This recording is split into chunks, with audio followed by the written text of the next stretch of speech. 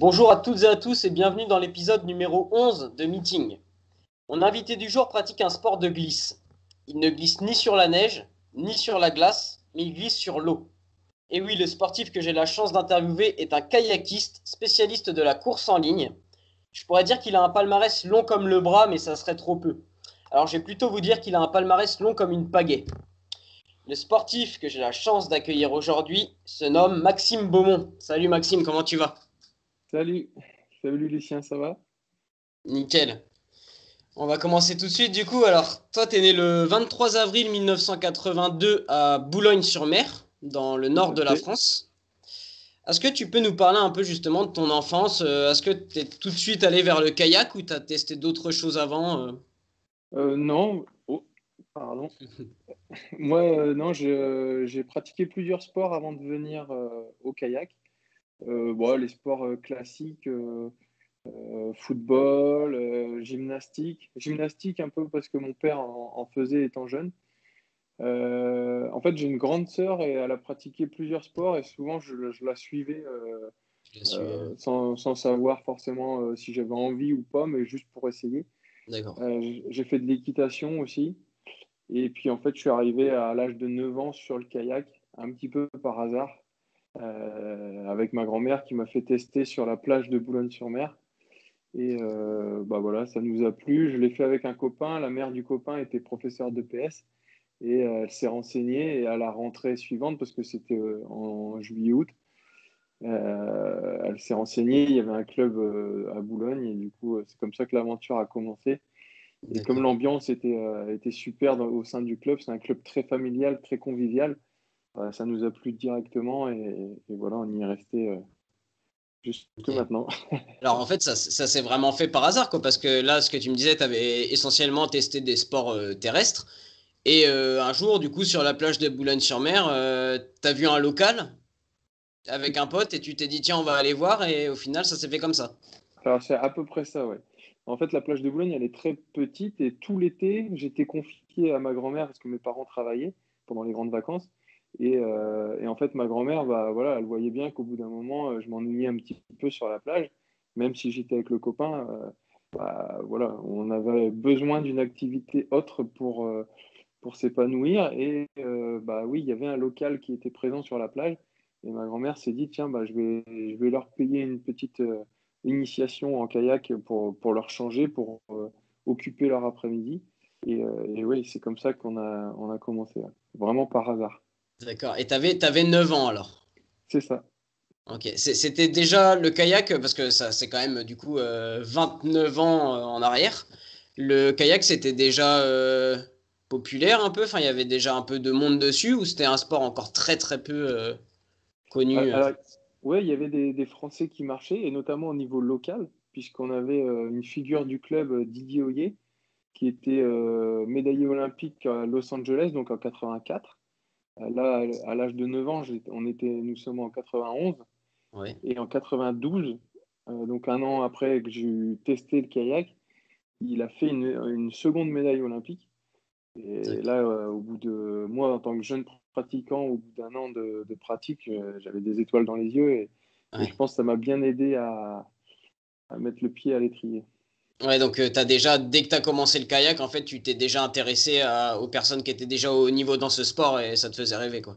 Ben, oui, tout à fait. Ouais. C'était vraiment un grand champion avec des belles valeurs qui était présent avec les jeunes du club. Et forcément, quand tu as quelqu'un de ton club qui participe aux Jeux Olympiques, tu le suis, tu es à fond derrière. Et même si toi, tu n'es pas encore un grand compétiteur, rien que comme je disais tout à l'heure, hein, c'est un club très familial, très convivial. Tout le monde s'est réuni pour suivre ensemble la course. Et voilà, il y avait vraiment une bonne ambiance D'accord. derrière lui. Et quand tu as commencé, du coup, là, à 9 ans, tu te disais déjà que tu voulais en faire un peu, en faire au haut niveau ou c'était pas du tout d'actualité, c'était vraiment détente, voilà, pour le plaisir. Non, c'était pas du tout d'actualité, mais j'ai toujours eu un peu l'âme d'un compétiteur. Ouais, Et bah, le fait de voir Didier donc, être médaillé olympique, ça m'a forcément donné des idées, même si je me suis pas dit demain je vais être champion olympique. Ouais. C'était dans un coin de ma tête, c'était l'aboutissement d'une carrière. Mais je me suis jamais pris la tête à me dire, bah voilà, si dans 5 ans je suis pas en équipe de France, c'est pas la peine d'aller plus loin. Donc, Ouais. je vais pas dire j'ai pris mon temps parce que ce serait pas vrai, Mm. mais voilà, j'y suis allé au plaisir, Étape par étape. voilà, à profiter de l'instant présent sans jamais trop me projeter. Et je pense que c'est ça aussi qui m'a aidé à faire mon chemin doucement, mais sûrement. Mm. Et alors, les premières compètes, elles arrivent quand alors? À quel âge à peu près? Oh, bah, ça a été très vite, hein. Surtout à Boulogne, c'est un club plutôt course en ligne Ouais. et c'est un club plutôt compétition. Donc assez rapidement, encore aujourd'hui, on met les jeunes en tout cas ceux qui en ont envie, dans des conditions pour être compétiteurs, pour participer à la compète. Donc moi, pour te dire, donc j'ai fait mon initiation juillet-août. Ok. J'ai pris ma première licence en septembre et je pense en novembre, je participais déjà à une compétition. Ah oui, d'accord. Ouais, ça, c'était assez rapide. Ouais. C'était D'accord. assez rapide. Aujourd'hui, bon, ça se passe pas comme ça, mais à l'époque, il y avait des compétitions l'hiver et du coup, bah, c'est comme ça qu'on a commencé. Ok. Après, c'est pas les plus agréables, hein, celles de Bah oui, l'hiver. c'est sûr, c'est ce que j'allais te dire. Dans l'eau, à Boulogne en plus, l'hiver, ouais, ça doit être assez hardcore. Ouais. Mais bon, ça forge le mental et le. Tout à fait, ouais. Alors, juste pour revenir un peu sur. Parce que du coup, ceux qui vont écouter la vidéo connaissent peut-être pas forcément le kayak. Moi, je t'avoue que je connaissais pas énormément non plus, mais je me suis un peu renseigné. Alors, tu vas me dire si je me trompe. Donc, la course en ligne, bon, ça c'est assez simple. En gros, vous partez, c'est des courses toutes droites, quoi. Et après, il y a plusieurs distances. Ça va du 200 au 1000, c'est ça? Non, il y a plus que 1000 même. 5000, je Il y a, crois, non? alors, il y a du 5000, mais disons qu'aux Jeux Olympiques, c'est 200 au 1000, en passant 200 au par le 1000. 500 mètres. Ok. Et alors Et, après, tu as le K1. Donc là, c'est que tu es seul dans le kayak. Et oui, ça peut monter jusqu'à combien? K4? oui, tout à K5 même? fait. D'accord. K4, Ok. K4. K4, ok. C'est ça. En fait, nous, c'est canoë-kayak. Donc, déjà, il y a une petite différence, c'est qu'il y a du canoë et du kayak. Le D'accord. canoë, on est à genoux, on pagaie que d'un côté. Et le kayak, D'accord. on est assis et on pagaie des deux côtés. Pour faire simple, le canoë, il faut avoir en tête les Indiens. En kayak, il faut avoir en tête les Esquimaux. D'accord. Donc 200, 500 et 1000 mètres, ce sont les trois distances de course qui sont olympiques. Et après, on peut être en monoplace, biplace ou quatre places, en effet. D'accord.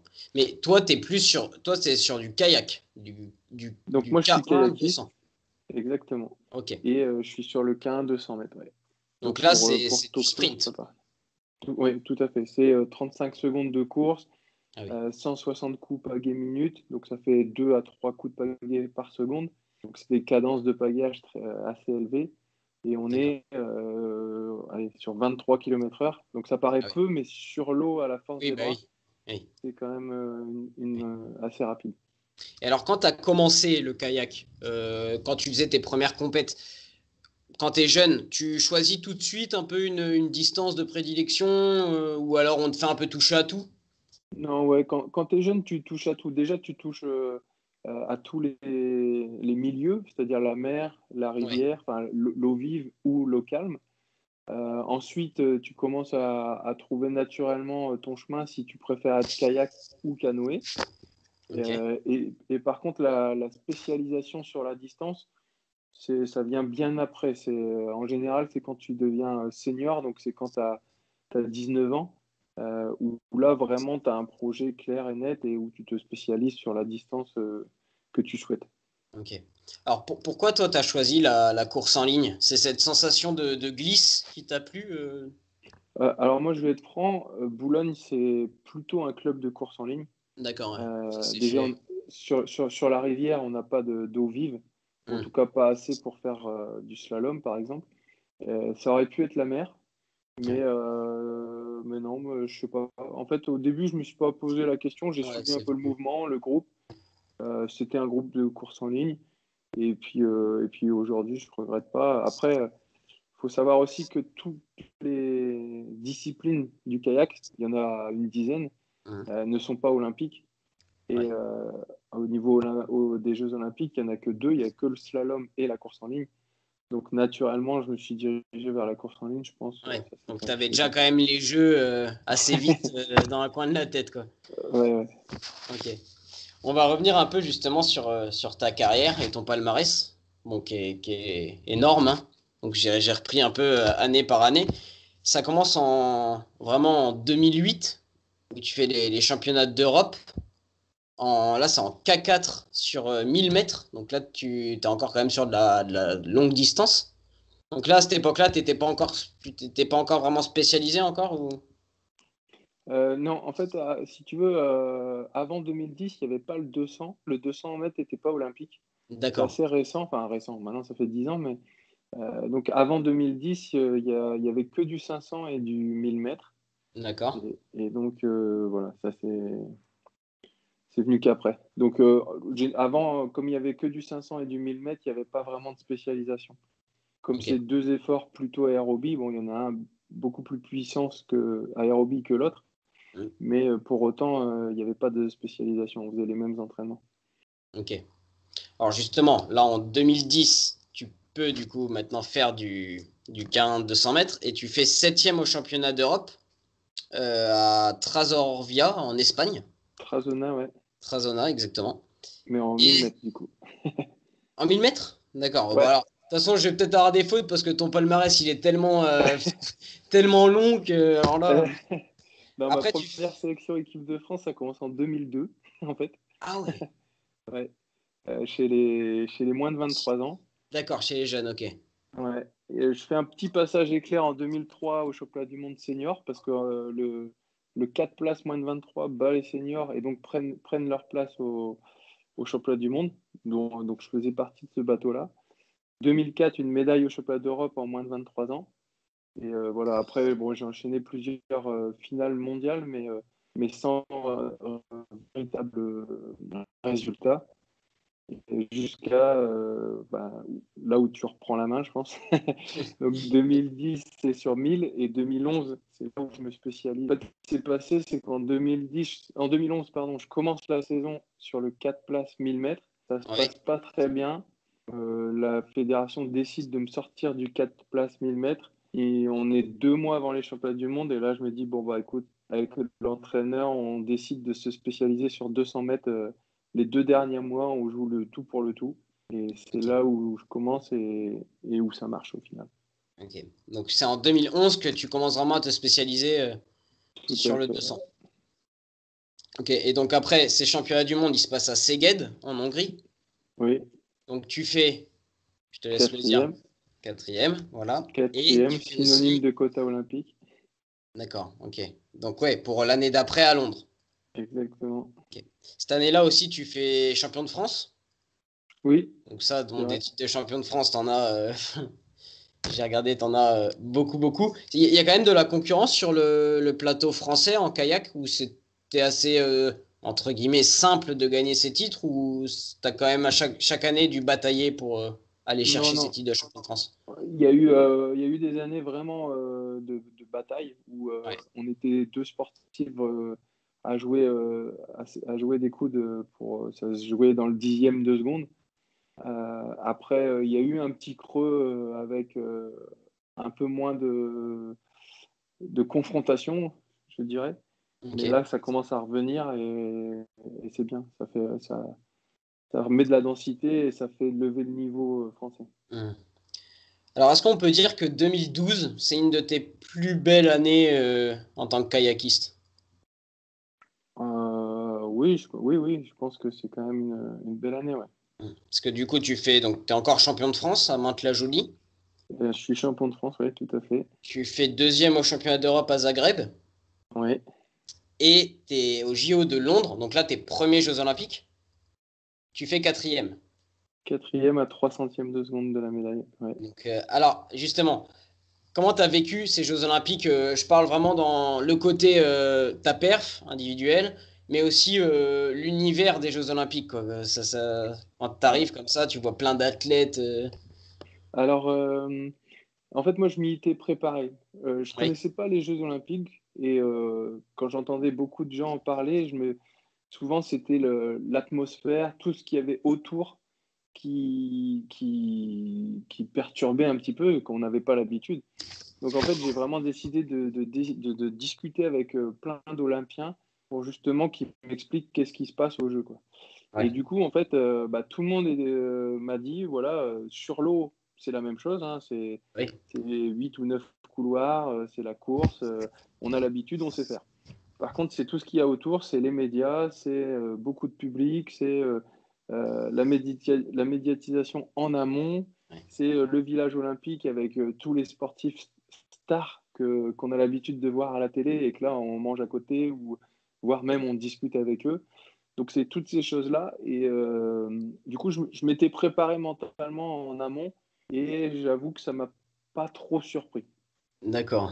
Ça Ok. m'a pas trop surpris. C'est, c'est quelque chose quand même que j'ai vécu, que j'ai apprécié, que j'ai découvert, mais sans avoir le côté négatif qui te sort de ta compétition. Ouais, je vois. Ok.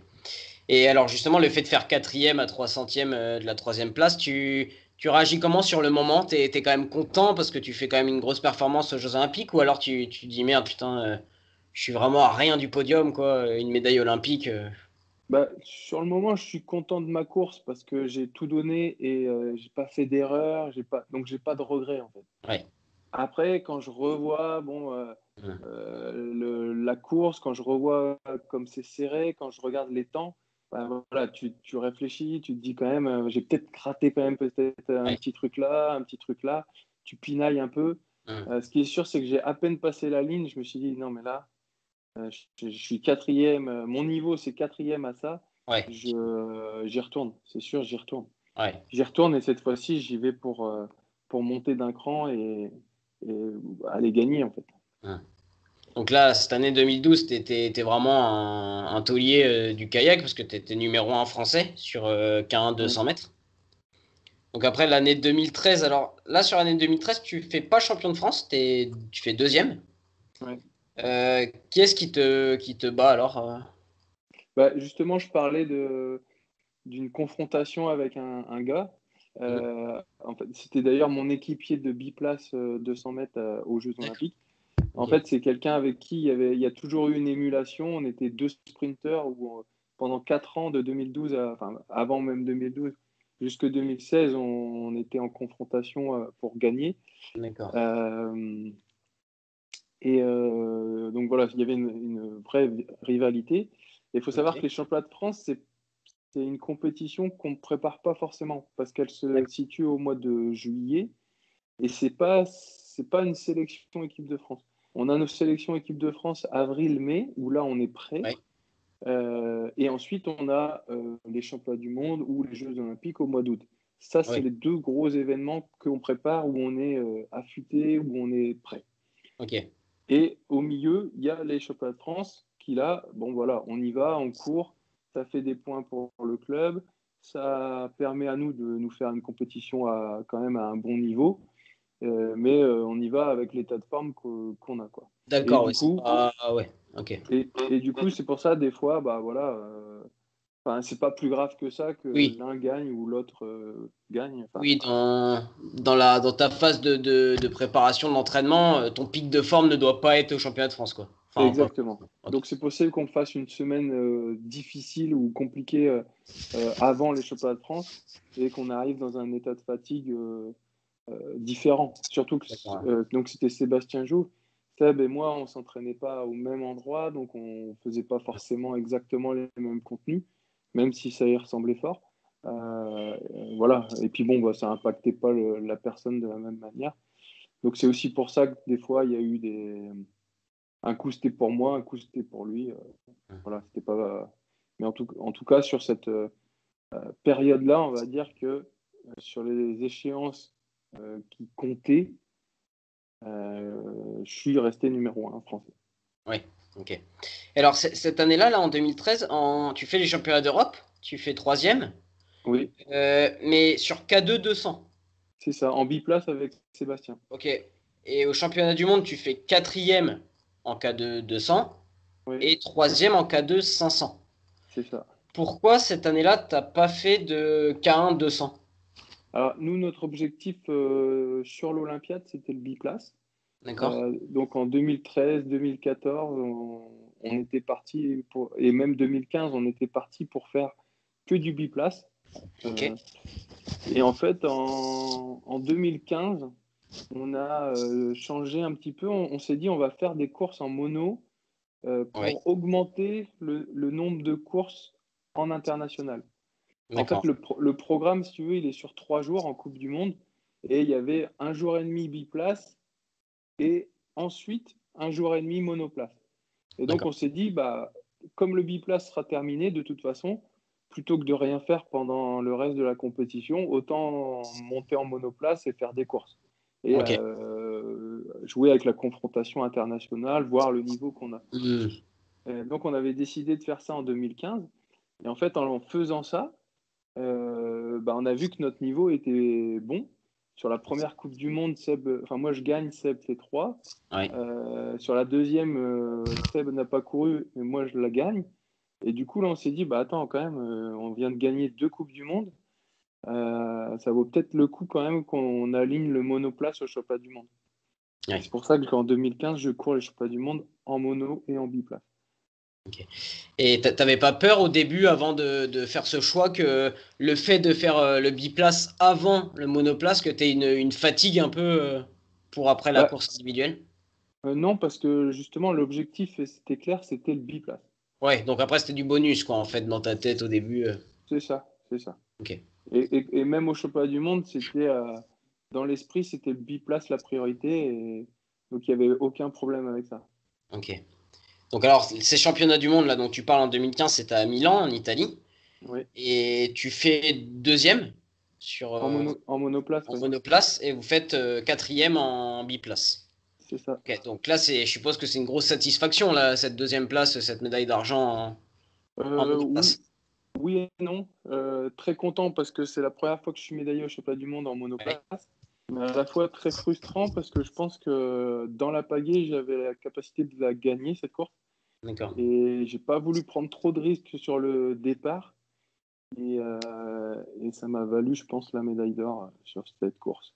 Mais avec le recul, honnêtement, je regrette pas trop d'avoir fait deuxième. Ouais, Parce que si j'avais gagné, je pense que les médias auraient été beaucoup plus sur moi avant les Jeux Olympiques. Et là, ok. le fait d'être un peu Retiré, ouais. retiré, ça m'a permis d'être un peu préservé de ça. Alors justement, cette relation avec les médias, vu que c'est quand même un sport olympique, t'as subi, enfin subi, t'as eu beaucoup d'expositions médiatiques durant ta carrière? Beaucoup après les Jeux, Ouais, évidemment. ouais. Avec la médaille olympique, là, bon, c'est éphémère, hein, ça dure que 3 mois, mais tu t'es sollicité de partout. Il y a beaucoup, beaucoup de médias, beaucoup d'associations, dans tous les domaines. Voilà, il y a beaucoup de sollicitations. Avant les Jeux, évidemment, un petit peu aussi. Ouais. Surtout, bon, voilà, j'étais vice-champion du monde, mais voilà, ça attire forcément les médias. Hmm. Après, on reste un sport assez discret, donc voilà, ça paraît beaucoup pour nous, mais par exemple, pour un footballeur ou un judoka, Oui. je pense que ce serait pas grand-chose au final. Mais Donc toi, ça reste, ça ouais, reste raisonnable. cette exposition médiatique là, tu t'en profitais, tu profitais de ces moments où voilà, t'étais un peu plus exposé, ça te faisait plaisir ou des fois ça pouvait être un peu pesant? En fait, au niveau médiatique, c'était un petit peu euh, pas pesant, mais stressant parce qu'on n'a pas Ouais, l'habitude de les gérer. ouais, Et puis en fait, au fur et à mesure, bah voilà, déjà on a eu des formations avec la fédération pour pouvoir mieux gérer ça. Et puis bah, avec l'expérience et tout ça, ça devient de plus en plus facile. Et aujourd'hui, bah, c'est plus agréable, c'est plus sympa. En plus, on commence à connaître les journalistes, etc. Donc voilà, aujourd'hui, ils ont besoin de nous, on a besoin d'eux aussi pour se faire connaître par rapport aux partenaires, par rapport à tout ça, ou si on veut faire passer un message. Donc aujourd'hui, c'est plus je le prends plus avec le sourire qu'avant.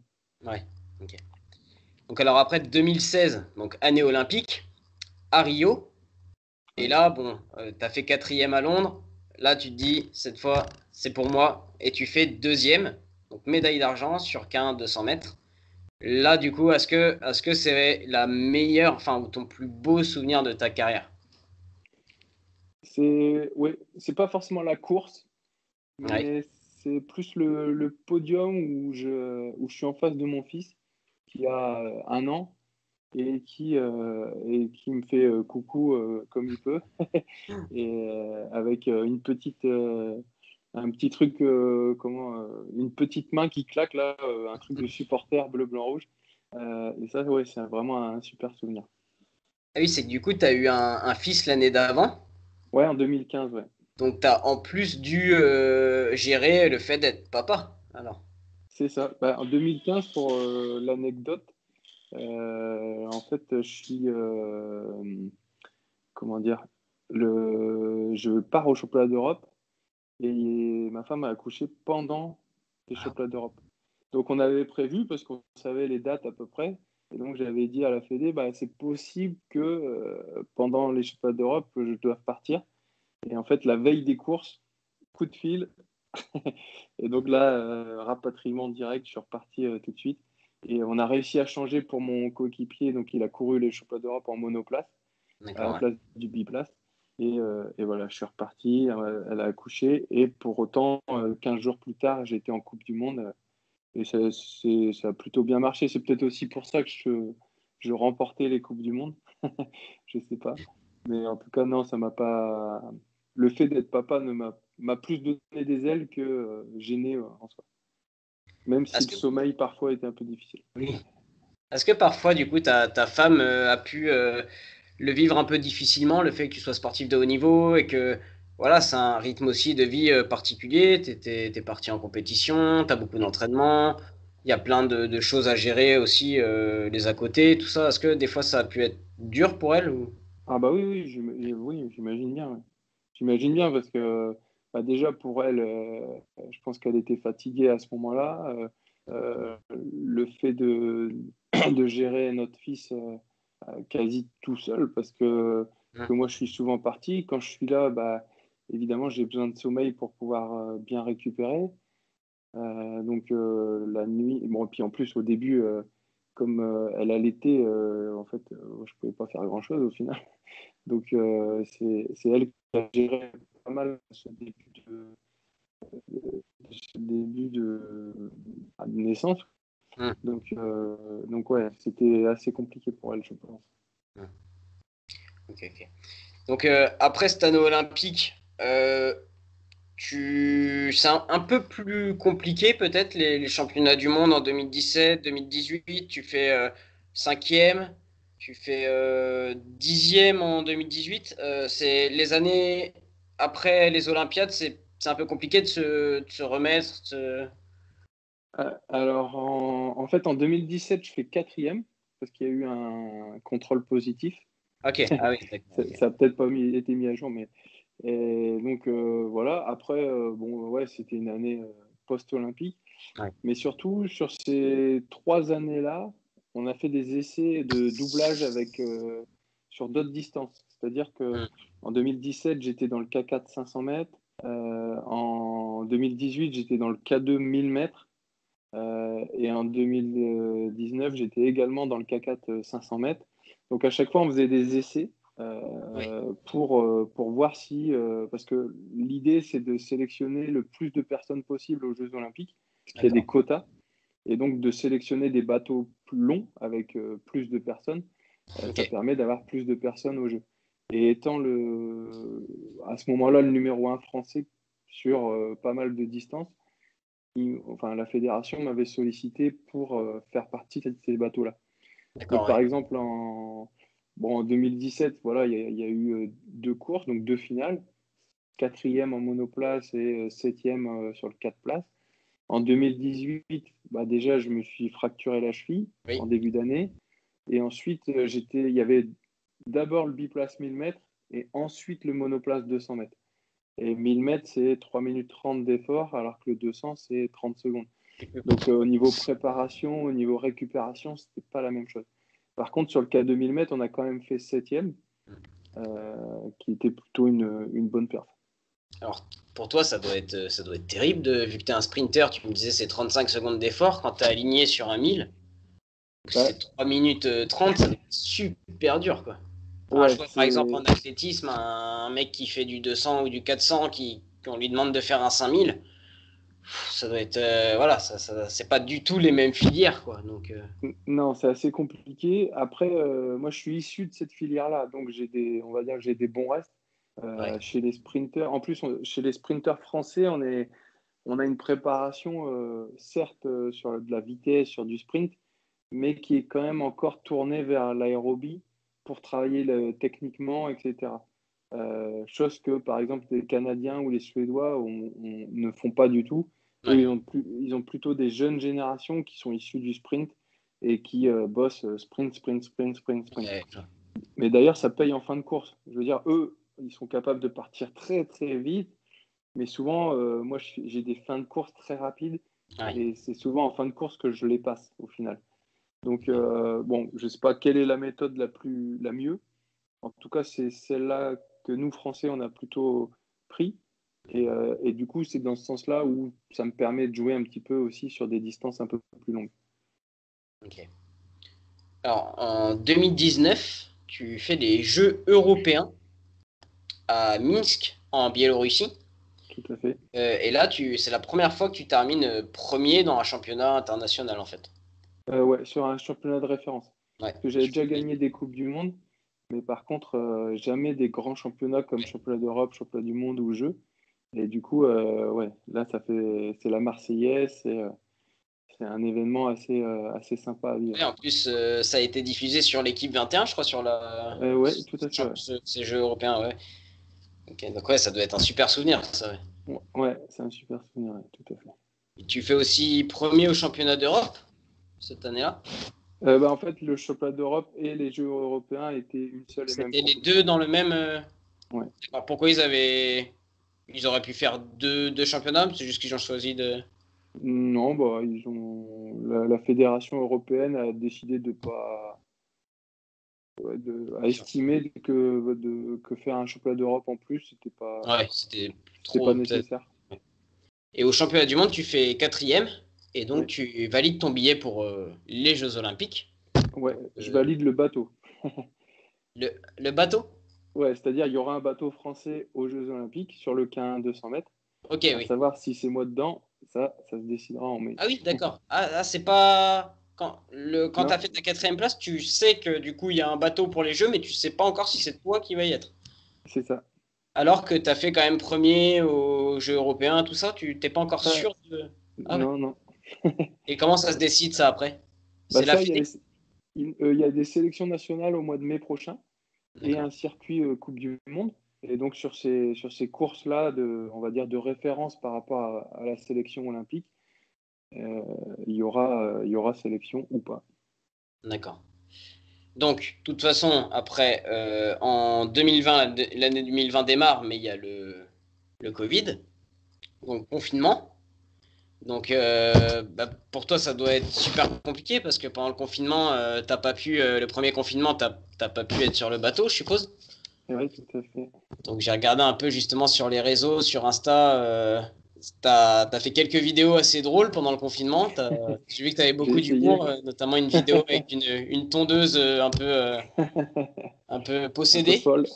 Ouais, un peu Donc, possédé. comment t'as fait, toi, pendant ce confinement pour garder la forme, pour pas trop perdre, entre guillemets, parce que je suppose que t'as quand même un peu perdu, mais Ouais. comment t'as fait pour Bah conserver écoute, un peu ton niveau? je me suis, dans un premier temps, c'était assez compliqué parce que voilà, il fallait déjà accepter le fait de ne pas pouvoir s'entraîner ou en tout cas s'entraîner Mhm. différemment. Et ensuite, je me suis adapté. Et dans l'adaptation, bah, j'ai ramené du matériel de musculation à la maison. Euh, j'ai euh, j'ai ramené une machine à pagayer. C'est comme un rameur, mais en version kayak. Et voilà, après, je me suis organisé avec mon entraîneur aménager la semaine. D'ordinaire, on s'entraîne plutôt sur les 20 heures d'entraînement par semaine. Ouais. Et là, je lui ai dit, bah, écoute, là, c'est une charge mentale un peu trop importante. Ouais. Donc, je voudrais descendre à 15 heures pour entretenir un bon niveau et faire de la qualité. Si je fais plus, je vais, entre guillemets, péter un câble et Ouais. ce ne sera pas de la qualité d'entraînement. Donc, on est passé sur, en gros, 2 entraînements par jour, un matin, un après-midi. Et puis voilà. Et puis ensuite, oui, je me suis mis au cinéma. Ouais, J'ai j'ai vu lancé ça. ma carrière de cinéma un petit peu. Bon, c'était plus pour, voilà, la situation, elle était un petit peu compliquée. Ouais. J'ai essayé de partager des moments de sport, mais aussi des moments drôles. Déjà, ça m'occupait pas mal de temps et donc ça me faisait penser à autre chose. Même moi, ça me faisait rire.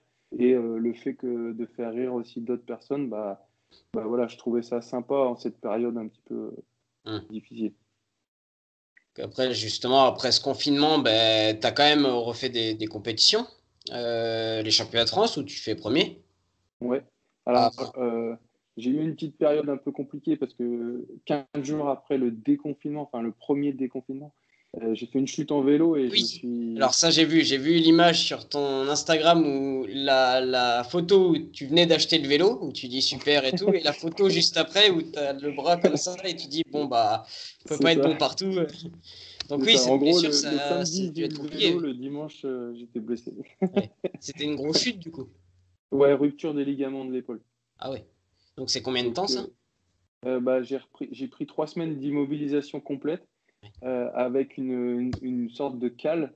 Parce qu'au final, dans mon malheur, ça s'est plutôt bien pété. Et du coup, en mettant la cale, ça remettait quasiment les 2 bouts l'un en face de l'autre. Et donc, en 3 semaines de temps, tout était remis. Bon, l'épaule, c'est un petit peu fragile, enfin, Ouais. c'est un petit peu délicat, donc ça se remet pas tout nickel, mais en tout cas, elle s'est remise pour me permettre de pouvoir pagayer assez rapidement. Ok. Donc, 3 semaines d'immobilisation. Ensuite, j'ai pris 2 semaines de rééducation intensive où j'ai dû y aller vraiment, vraiment progressivement. Et puis après, j'ai pu reprendre l'entraînement normal, entre guillemets, Ok. et rattraper mon retard. Donc après, ouais, voilà. Alors ces championnats de France, tu fais premier sur 15 200. Alors j'ai vu aussi, alors tu veux dire si je me trompe, que tu as été aligné aussi sur 15 5000 Ouais, et tu as fait ouais. cinquième. Alors pourquoi avoir fait du 5000 Euh, bah, pour En reprendre un fait, peu c'était des championnats de France un petit peu particuliers. Donc, il y avait mono bicat 200 mètres et le mono 5000 mètres. Moi, j'avais pas d'équipier au sein du club. Donc, ma manière à moi de ramener des points au club, c'était de courir les 2 monos, à savoir le mono 200 et le mono 5000. Et puis, bon, voilà, le 5000, ça faisait longtemps que j'en avais pas fait. C'était, comment dire, en cette année un petit peu particulière, voilà, c'était pas grave, ça allait pas perturber plus que ça ma préparation pour la fin de saison. Et puis voilà, c'était sympa à faire. et les championnats du monde à Szeged où tu fais cinquième. Oui, Coupe du Monde, pardon. Coupe du monde, ok. Coupe du monde où tu Ouais. fais cinquième, ok. Donc ça c'est plutôt un résultat satisfaisant au vu de la préparation un peu tronquée cette année. Tout à fait, ouais. J'ai été plutôt dans le coup par rapport à certains pontes de la discipline. Bon, les tout meilleurs n'étaient pas là, mais en tout cas, il y avait quand même des habitués au final mondial. Donc, d'être dans le coup, ça m'a vraiment fait plaisir, ça m'a rassuré. Et surtout, j'ai participé à 2 autres courses, du K2 mix où on fait troisième et du 4 places 500 mètres où on gagne la Coupe du Monde. Et donc voilà, ça fait plaisir et ça montre qu'on a quand même fait une saison, enfin ça sauve la saison, quoi. On a quand même fait des courses plutôt sympas. Est-ce que tu vis de ton sport? Non, je ne vis pas de mon sport aujourd'hui. Par contre, aujourd'hui, grâce à la médaille olympique, mon sport ne me coûte pas. Oui, oui, d'accord. J'arrive à avoir un budget sportif quasiment à zéro. D'accord. Donc à côté, tu as quand même le statut donc, de sportif de niveau, mais tu travailles à côté à l'INSEP. Ouais. Et alors j'avais vu aussi, mais du coup ça remontait à quelques années, que tu passais des diplômes pour être prof de sport. Est-ce que du coup, tu Ah, les as eus, je suppose, maintenant? ouais, alors j'ai passé le concours de prof de sport, donc aujourd'hui je suis agent du ministère des Sports. Je D'accord. travaille pour le ministère des Sports, donc c'est pas prof de PS, hein, c'est Ah pas ouais, à de sport. l'école, Ouais, c'est pareil. collège, lycée, mais c'est pour être, grosso modo, pour ceux qui savent pas, avec ça je peux être entraîneur national, je peux être conseiller technique régional, enfin cadre technique de la fédération. Je peux travailler dans un CREPS sur de la formation de cadre D'accord. ou travailler dans une direction régionale jeunesse et sport, par exemple. Donc ça reste lié fortement avec le sport, Ouais. mais ça peut être soit de terrain, soit administratif, soit de l'enseignement. C'est assez varié au final comme métier. Ok. Mais voilà, ouais. Aujourd'hui, je suis prof de sport. D'accord. Et bien sûr, bah, j'ai des horaires aménagés. C'est Oui. l'avantage d'être dans ce milieu-là, c'est que ce soit ministère des Sports ou INSEP, quand je parle de haut niveau et que j'ai besoin d'heures pour m'entraîner, je Hmm. m'adresse à des personnes qui connaissent le milieu Ouais. et qui vont m'aider à organiser mon emploi du temps. Alors là, c'est quoi les gros objectifs pour l'année 2021 qui, j'espère, sera tout autre que cette année? Ah bah là, il y en a un gros, hein, c'est les Jeux Olympiques fin Tout à juillet, fait. début août.